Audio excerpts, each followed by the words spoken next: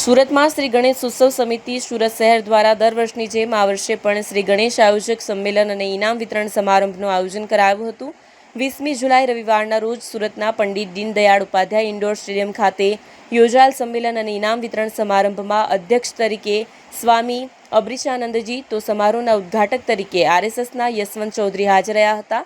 જ્યારે મુખ્ય મહેમાનમાં મેયર દક્ષેશ માવાણી, સુરત ભાજપ પ્રમુખ પરેશ પટેલ તથા ધારાસભ્યો, સુરત કલેક્ટર, પોલીસ કમિશનર, મનપા કમિશનર હાજર રહ્યા હતા। અનિલભાઈ બિસ્કીવાલા, કાર્યકારી પ્રમુખ શ્રી ગણેશ ઉત્સવ સમિતિ સુરત શહેર।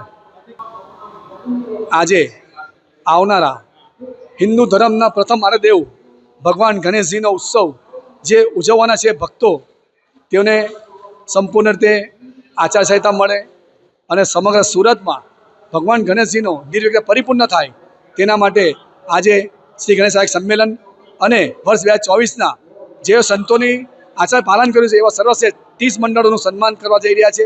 અને આ કાર્યક્રમ દરમિયાન ઇન્ડોર સ્ટેડિયમમાં ખૂબ સરસ કાર્યક્રમ થઈ રહ્યો છે અને સમગ્ર ભક્તોથી આ હોલ છલોછલ ભરાઈ ગયો છે। તે બદલ દરેક ગણેશ ભક્તો આભાર માનું છું અને મને વિશ્વાસ છે કે આ વર્ષે પણ ભગવાન ગણેશ ખૂબ ધામધૂમથી ઉજવશું અને અમારું સૂત્ર જે અમે આપણે પાડ્યું છે, જે કન્સેપ્ટ છે અમારો, તેમાં ભગવાન ગણેશ સ્થાપના ધૂપધામથી રંગેચંગે લાવીએ, પરંતુ ભગવાન ગણેશજીનું માટી મૂર્તિ સાથે પોતાના મંડપને એમાં આપણે વિસર્જન કરીએ તો એવી આશા રાખું છું।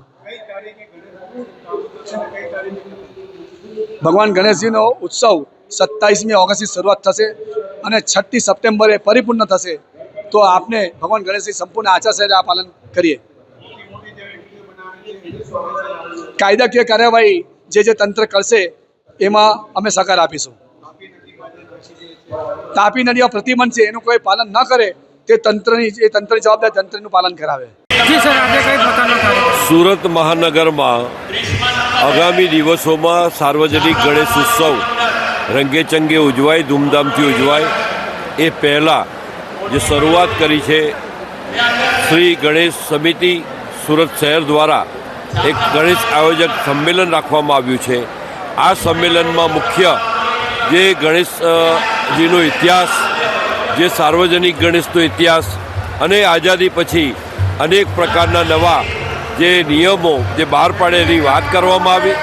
આ વર્ષનો મૂળ થીમ જે આપવામાં આવે છે તેમાં મુખ્યત્વે વ્યસનની સામે યુવાનો એક થઈને જનજાગૃતિ અભિયાન ફેલાવે, જે પ્રમાણે જંક ફૂડ યુવાનોમાં એ વધારે પડતું આરોગ્ય જોખમકારક છે એની સામે લડાઈ યુવાનો લડે અને સાથે સાથે મેદસ્વીતા એની સામે પણ યુવાનો એ જંગ લડી પ્રચાર પ્રસાર કર્યા। એક બાબત થઈ। બીજી બાબત, આદરણીય સરદાર સાહેબના 150મા જન્મ જયંતિ નિમિત્તે સરદાર સાહેબને પણ ઠેર ઠેર યાદ કરે અને ભાવાંજલિ વીરાંજલિ અર્પણ કરે।